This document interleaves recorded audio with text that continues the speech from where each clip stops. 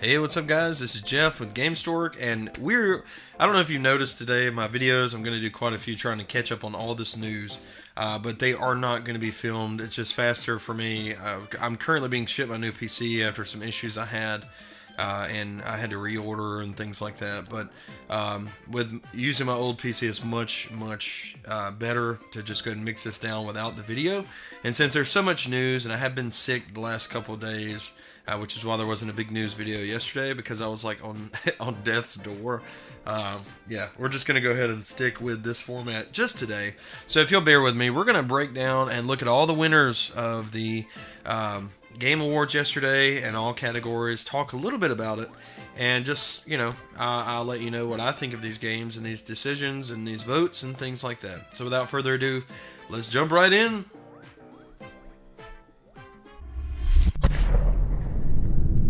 Gamestork, delivering news, reviews, and playthroughs like a newborn baby. Okay, so I'm not gonna go through all like the gamer stuff and competitive game, like all those awards. I'm gonna start at the best independent game, and then we're gonna work our way up. Okay, so we'll start from there. And if you want, there's plenty of places online. I mean, everywhere from IGN to the Game Awards website to you name it. Like every news outlet out there has all of these. So if you're curious who like the best student game or anything like that was, yeah, you can go check it out there. But for time constraints, so that I'm not here for an hour talking alone to you, which I totally could do, we're just going to stick with the best, starting at the best independent game and working our way to Game of the Year. So, without further ado, the best independent game of the year was Cuphead, and this is, really not a big surprise. Cuphead is like every gamer's dream, especially if you are a nostalgic gamer who loves side-scroll platforming and things like that. This is an amazing experience that mixes a shooting mechanic with a platforming mechanic, and it works. And it's not just an experience that does that, but it takes you completely back because of the art direction.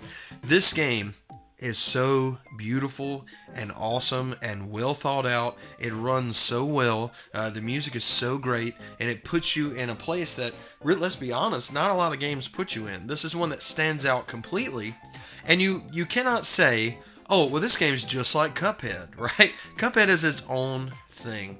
And this is a game I'm really hoping. There is some rumors out there that aren't really heavy right now, so I'm kind of in the doubting phase, but they say that this could possibly come to the Nintendo Switch at some point, and I'd be fine with that.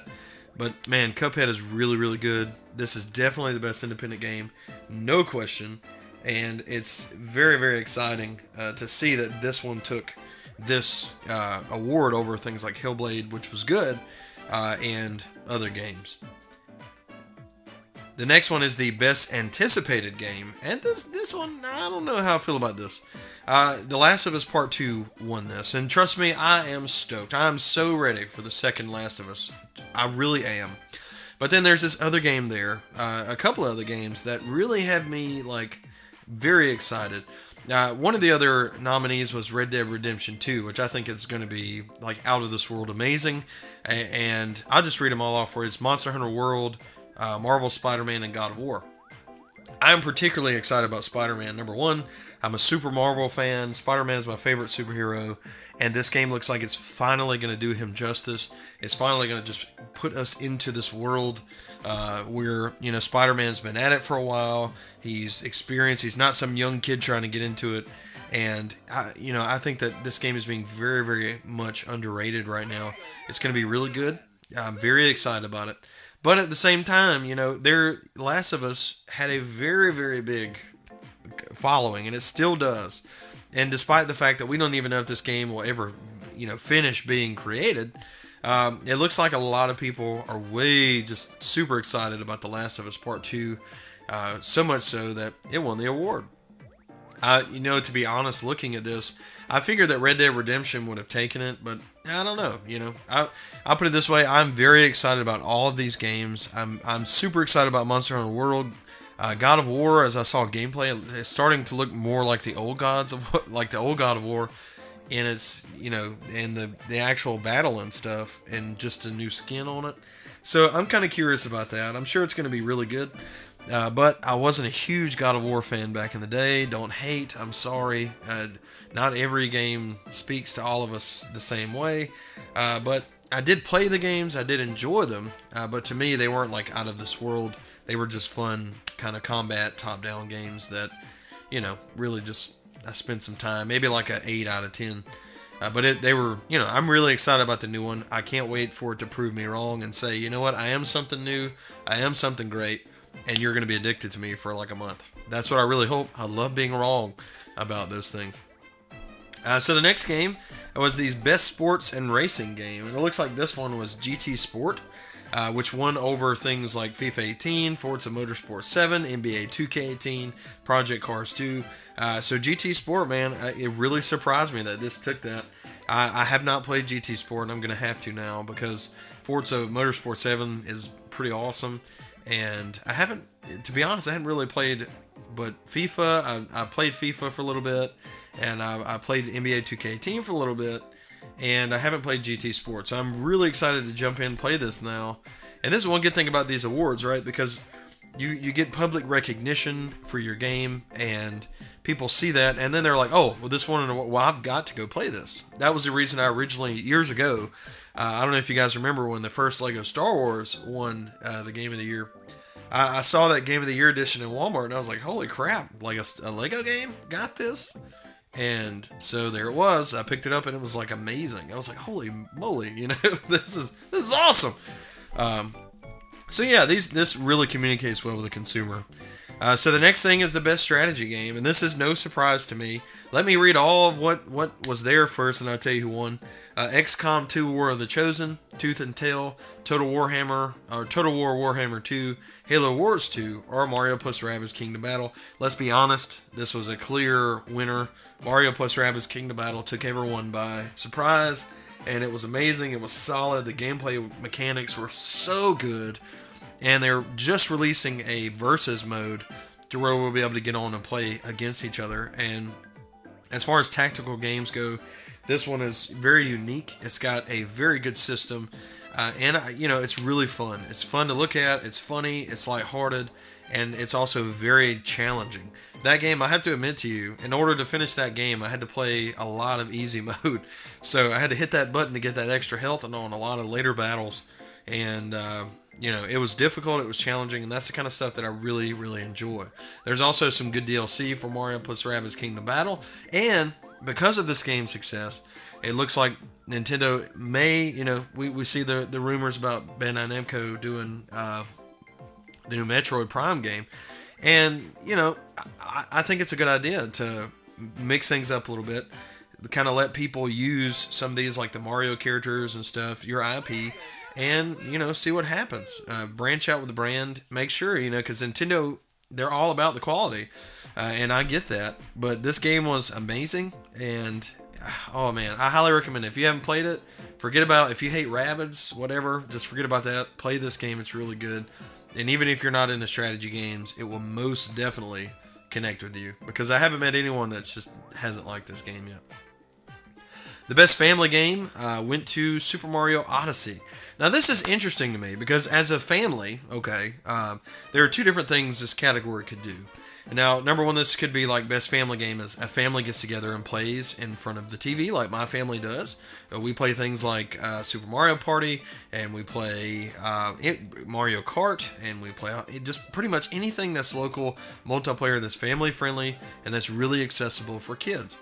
So out of all of these, there was Splatoon 2, Sonic Mania, Mario plus Rabbids Kingdom Battle, Mario Kart 8 Deluxe, and Mario Odyssey. So I guess that this is not necessarily geared towards multiplayer family experiences, but rather just games that are safe and fun for your family to watch and enjoy. So Super Mario Odyssey does have a second player mechanic where the second player can control the Cappy, and it does make things pretty easy. But as I learned very quickly, your kid, especially if they're playing as Cappy, is going to get really bored really fast.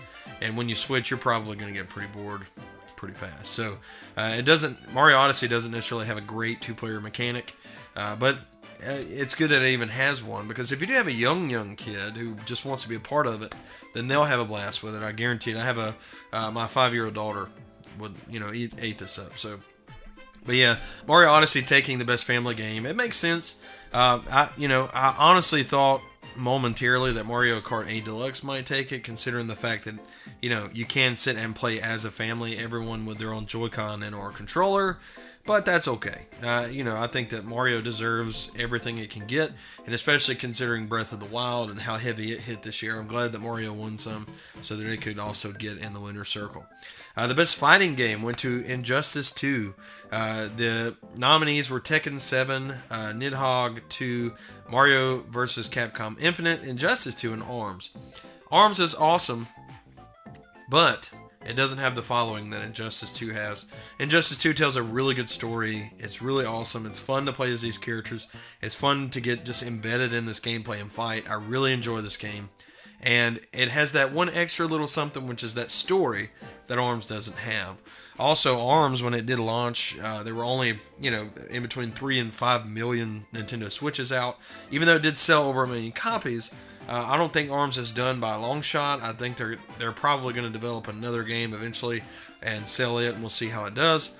But as of right now, it seems like Injustice 2 is the king, at least this year, of fighting games. And it makes sense. I can support that. Best role-playing game, Persona 5 won this, and this is a clear no question. No offense to anyone who's rooting for something else. You had South Park, The Fractured Butthole, Final Fantasy 15. It's so hard to read that without laughing. Divinity Original Sin 2, Nier Automata, and then Persona 5. Persona 5 blew my mind. Over 100 hours of amazing gameplay. I still, even though I finished the game, I still don't feel like I'm finished. I want to play more. I want to replay it. I feel like I can dig in and do different things. And that's amazing for a game that is doing what it's doing. The Persona series is amazing to begin with, but Persona 5 really embodies what a JRPG should be all about and what can be done with it. It's stylized, it's simple, and this is a game that, although they say because it's also paid for by Sony, it'll never come to the Switch. Maybe if enough of us cry, Sony will be like, okay, let's make some more money and port this thing over. I'll be honest with you, I will purchase this. If ever this got ported to the Switch, it would be a day one purchase for me. And as a matter of fact, it would be like a midnight, that day purchase and staying up late. Persona 5 would just be amazing on the Switch. But this game, if you haven't played Persona 5, you're like, I'm not into JRPGs. I hate JRPGs. I hate games where you don't just shoot people and it's you're playing a first person and you can't play online and you can't. Look, this game will blow you away. It's going to exceed your expectations. It is so stylish and it communicates so well. You get so wrapped up in the characters and the story is so good. Oh my goodness, it's so good. I highly recommend this game. Best action adventure game went to Breath of the Wild, and this was Uncharted: The Lost Legacy, Assassin's Creed Origins, Mario Odyssey, and Horizon Zero Dawn. This game was so good. It introduced mechanics like climbing anything. The simple use of your glider, for instance, made this world so much more traversable that, oh man, it was just amazing. Like every other game, I actually played Horizon Zero Dawn for about 10 hours right before Legend of Zelda came out, and then I had to put it down to play Legend of Zelda. So I jumped in, I played Breath of the Wild for over 100 hours, and it was about $1.20, something like that, on my initial playthrough. And man, Horizon, I tried to go back to it, and I just had a difficult time. I eventually got back into it, and kind of got back accustomed to the battle and stuff. But here's the thing: when I was trying to traverse the world in Horizon Zero Dawn, after playing Breath of the Wild, I felt kind of shorted, where I couldn't climb, I couldn't walk around these hills. I'd see this mountain, I'm like, well, I just have to get to the other side of there. I'll just climb right up, but you can't, because it's all pretty stuff that looks beautiful, and in 4K it's amazing, but you also can't traverse it, and you can't interact with it. And it's just way different. So Breath of the Wild, I think, set a new bar for open world games, and it definitely is a wonderful adventure game filled with action, filled with all kind of cool stuff. So the best action game went to Wolfenstein 2. I can't speak too much on this. Literally still sitting on my table. I have to play it. Oh man. And I'm thinking about what I'm going to do is when my laptop does come in, go ahead and just make that the first game I play on my PC. And play it that way, because I do have it on the PS4 right now via GameFly, which is an awesome service. But this won over Prey, Neo, Destiny 2, and Cuphead for best action game, which makes sense. I hear really good stuff about this, and I've actually heard such good stuff that I'm anticipating that this game would move into my number 5 spot in my top 5 of the year. The best VR AR game went to Resident Evil 7. This is one I did not play this in VR. I don't think that my heart could handle it. I mean, there were terrifying points of this game where you just, I don't know. I mean, words just don't describe it. How in a game you could sit and just be in a hallway and be scared to death. So, Resident Evil took the best VR game. And if you do have VR, if you purchase VR in the holidays, or if you're planning to pick up Resident Evil 7 and experience that, I bet it's super scary, super amazing. Best mobile game went to Monument Valley 2. I'm not going to speak too much on that one. I haven't played it. It's $4.99, and I've just kind of refused to purchase it to try it out. The best ongoing game went to Overwatch. Overwatch kind of speaks for itself at this point. It is a fantastic game. The only thing that surprised me is that Grand Theft Auto Online has been so profitable, and there's so many players, there's so many updates, and it's been going on for so long that I really kind of expected this to take it. PlayerUnknown Battlegrounds was also a contender here, but it looks like Overwatch just kind of took the cake. It was the most popular, and there you go. Games for Impact. This is kind of a given. There's some really good ones, but Hellblade: Senua's Sacrifice was a awesome adventure where you really dig into mental health issues and what this girl really went through, and it's a heavy game. I'll tell you that. It's one that don't go into it thinking it's going to be like super duper action crazy thing. It's a very heavy game. It's very good. It pulls you in. It's really makes you think, and I believe that it really deserves the Impact Award, Games for Impact. So, best performance went to Melina Juergens for Hellblade. I think it makes sense. She did an excellent job. Sorry to get a sip of water there, and I'm not going to edit it out just because I have so many news updates today to do. But yeah, you can forgive me for that. But yeah, I believe that she did an excellent job. The story behind her getting this role was great, and she really deserved it. So, best audio design went to Hellblade again. I mean, they're cleaning up on all these secondary things. I believe that it was really good. It pulled you in. The whispers coming in, those voices and all, it was really cool. The best score or music went to Nier Automata. If you missed this game this year, please play it. It's really good, and it does have really good music. It's really cool. I really love the music from Persona 5 as well. The original score in Breath of the Wild is really neat, but it looks like Nier got the best music score, so... Best art direction went to Cuphead, which is kind of a given. Destiny 2, although it's somewhat realistic, looks good, but it doesn't have like that standout art direction. Breath of the Wild was on this list, and Breath of the Wild is like a mix of the Wind Waker and a little bit, a little different from that. It's like a mixture of what they did with the newest and Wind Waker, and yeah. So Persona 5 art direction, I'm just gonna be honest with you, it's so good. Even the menus are so stylized. This one really surprised me that it didn't take it. But Cuphead, I mean, come on, when you have hand drawn stuff and you're playing through it, it's on another level. And also Horizon Zero Dawn, which is one of the most gorgeous games I've ever played. Yeah, but it's still not like a new art direction. Best narrative went to What Remains of Edith Finch. I have to be honest with you, I didn't play this, so I can't speak on it. Best game direction, Zelda Breath of the Wild. This was a new direction. It was paving new ground, and it was amazing. And I'm really happy to see that this took that. And lastly, Game of the Year went to Zelda Breath of the Wild.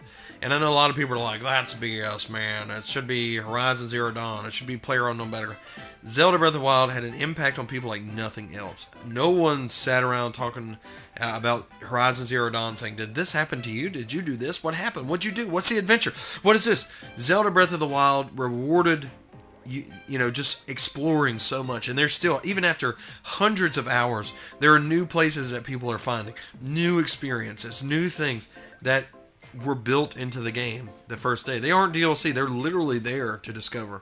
And none of these other games did that. As much as I love Persona 5, as much as I love Horizon Zero Dawn, I talk like I didn't love that, but I really enjoyed that game. Very, very good. Even Super Mario Odyssey. I just believe that none of them did what Breath of the Wild did this year, and I agree with this. I think it is the best game of the year, hands down, bar none. And the good news for us is that we're getting reintroduced to this game all over again with the DLC. Great reason to jump back in. Great story and all that stuff. So anyway, that's going to do it for this discussion and walkthrough of who got what award. I thank you guys so much for watching. Be sure to like and subscribe below for all things Nintendo Switch, all things awesome right here at Gamestork. That's that red button down there. Just go ahead and click it for me. Also, like this video if you enjoyed this content, and sound off in the comments below about what you think they got wrong, they got right, or whatever. You can even tell me I'm wrong about something. That's okay.